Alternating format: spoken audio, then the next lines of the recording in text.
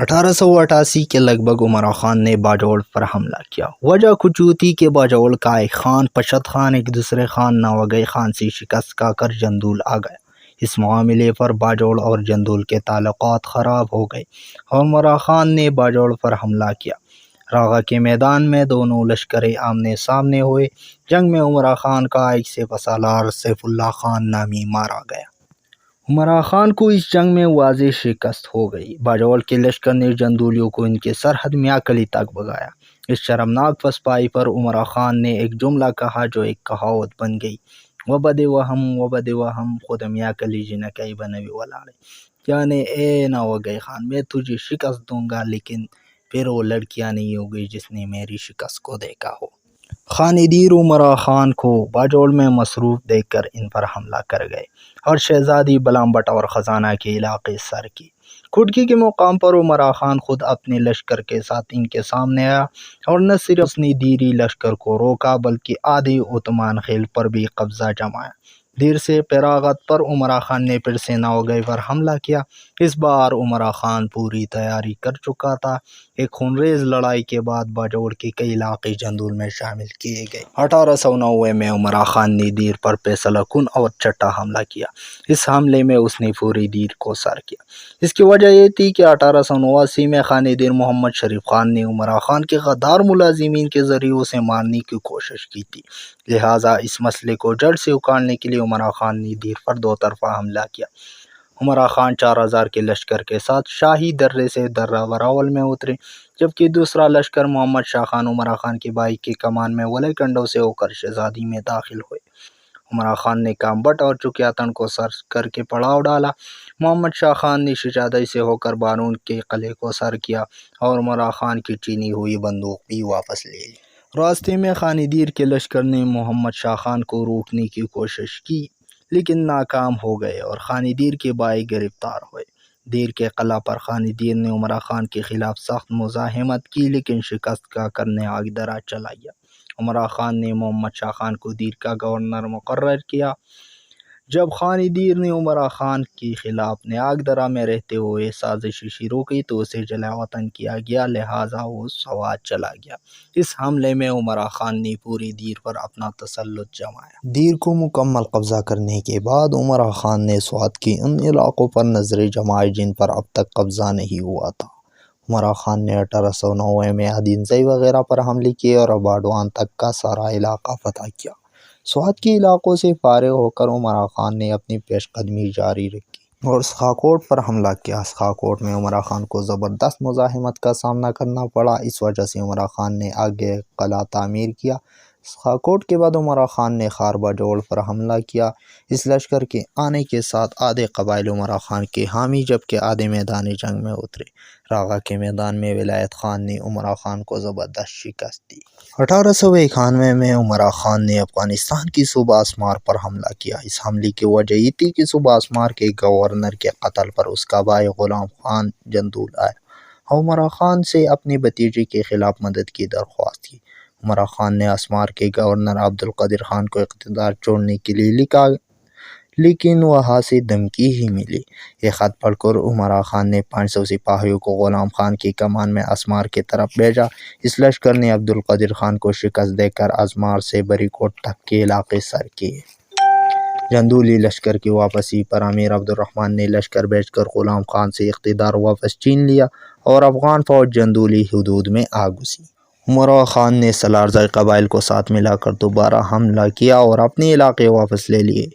عبدالرحمن خان نے امرا خان کے اس اقدام کی شکایت فرنگی حکومت سے کی۔ اس شکایت پر انگریزوں نے امرا خان کو لکھا کہ اس قسم کی جارحیت سے باز رہو۔ یہی جنگ تھی جو ڈیورنڈ لائن کی سبب بنی، کیونکہ اس کے بعد 1892 میں ہی ڈیورنڈ لائن کھینچی گئی اور یہی اقدام تھا جس نے امرا خان اور انگریزوں کے تعلقات میں بدلاؤ لایا۔ 1892 میں امرا خان نے چترال پر حملہ کیا۔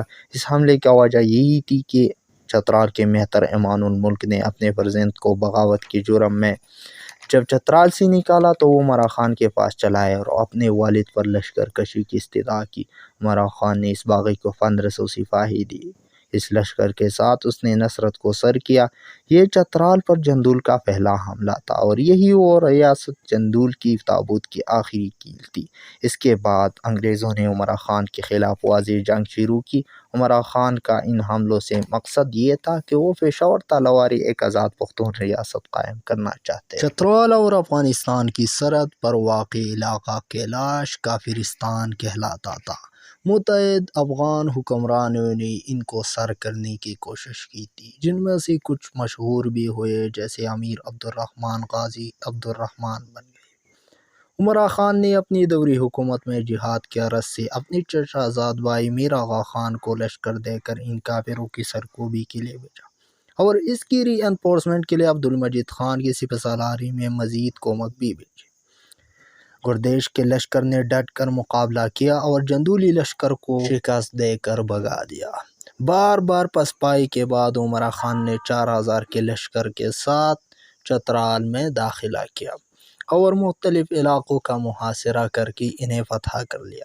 عمرا خان نے متعدد حملے کر کے دروش تک کا علاقہ فتح کیا۔ ان حملوں کے وقت امیر الملک کا چچا شیر افضل افغانستان سے دوبارہ محاذ پر پہنچ گیا اور عمرا خان نے اسے دروش کا اقتدار سونپ دیا۔ ریاست چترال کی دفاع کے لیے کیپٹن کیمبل کی کمان میں گلگت سے انگریز فوج چترال میں آ گئی۔ ان کا مقصد عمرا خان کو شاہ قلعہ پر قبضہ جمانے سے روکنا تھا۔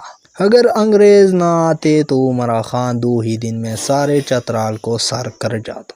انگریزوں کی گلگت سے آمد پر عمرا خان کا لشکر ان کے کیمپ کی طرف بڑھا اور معمولی جھڑپ کے بعد انگریز بھاگ گئے۔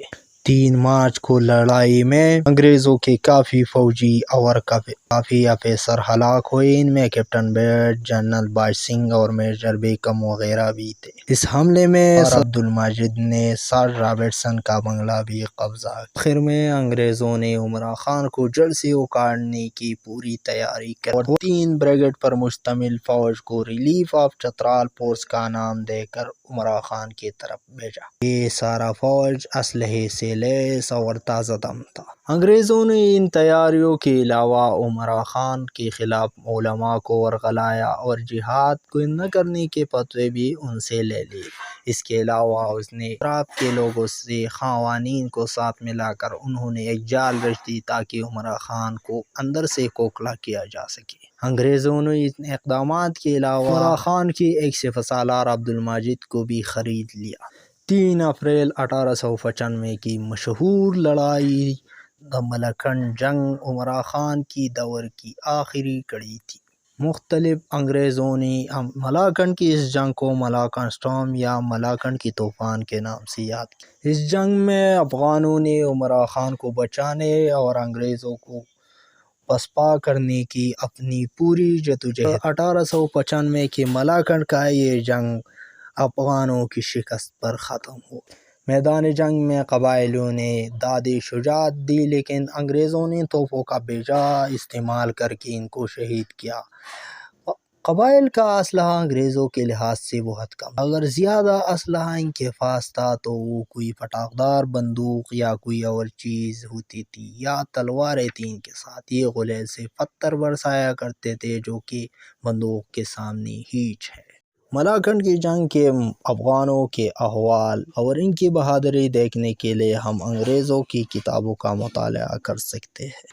ملاکنڈ کی اس پورے جنگ میں 87 کے لگ بھگ انگریز قتل ہو گئے۔ درجنوں مجاہدین شہید ہو گئے۔ انگریزوں نے آگے بڑھ کر عمان درہ کے مقام پر بھی جھڑپیں کیے اور چک درہ تک پہنچ گئے۔ 7 اپریل کو انگریز فوج چک درہ میں داخل ہو گیا تھا۔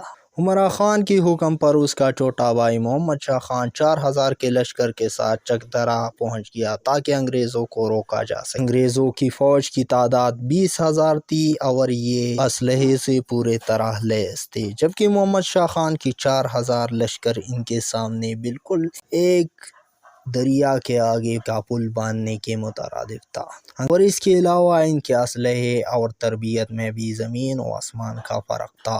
انگریز کمیشن افسر اسکولز میں ٹرین کیے ہوئے تھے اور محمد شاہ خان کی لشکر ایک سادہ روایتی جنگ لڑنے والی لشکر تھی۔ انگریزوں نے توپوں کا استعمال کر کے چکدرا کے محاذ کو بھی پار کر لیا۔ چکدرا سے بڑھ کر انگریز سدوں میں داخل ہو گئے۔ 11 اپریل کو انگریزوں کی فوج سدوں میں آ کر پڑاؤ ڈال گئے۔ یہاں ان کا نشانہ عمرا خان کی ہم قلعہ منڈا قلعہ تھا۔ انگریزوں نے یہاں پڑاؤ ڈال مجاہدین نے ان کو منتشر دیکھ کر کامرانی سر سے حملہ کر دیا۔ اس حملے میں انگریز پسپا ہو جاتے، لیکن دوسری طرف سے انگریزوں کی ایک افسر نے توپوں کا رخ اس طرف کر دیا اور قبائلیوں کو توپوں سے اڑانا شروع۔ 17 اپریل کو دونوں بریگیڈ منڈا کی طرف پیش قدمی کرتے ہوئے گوسم میں داخل ہو گئے۔ گوسم کا مقام مجاہدین کی طرف سے عمرا خان کو بچانے کی آخری کوشش۔ یہاں بھی انگریزوں نے توپوں کا استعمال کر کے مجاہدین کو زیر کیا۔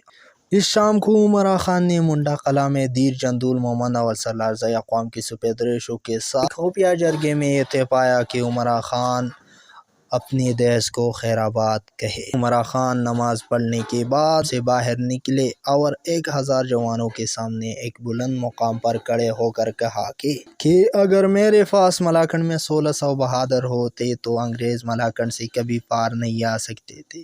اس شکست پر مجھ سے تو اقتدار گیا، لیکن بہت لوگوں سے ایمان گئی۔ یہ پیغام دے کر وہ 40 سپاہیوں کے ساتھ اپنے دیس کو خیر آباد کہتے ہوئے افغان کی طرف روانہ ہوئے۔ عمرا خان جندول سے افغانستان گئے۔